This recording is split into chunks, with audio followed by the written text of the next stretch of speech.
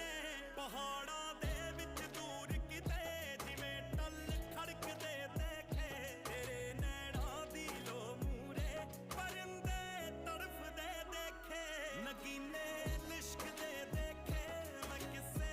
ਇਸ਼ਕ ਦੇ ਦੇਖੇ ਕਿ ਮਰਦੇ ਮਰਦੇ ਆਸ਼ਿਕ ਵੀ ਖੁਸ਼ੀ ਨਾਲ ਮੜਕਦੇ ਦੇਖੇ ਮੈਂ ਚਮਕਦੀਆਂ ਧੁੱਪਾਂ ਵਿੱਚ ਵੀ ਇਹ ਬੱਦਲ ਕੜਕਦੇ ਦੇਖੇ ਤੇਰੇ ਨੈਣਾਂ ਦੀ ਲੋ ਮੂਰੇ ਪਰਿੰਦੇ ਤੜਫਦੇ ਦੇਖੇ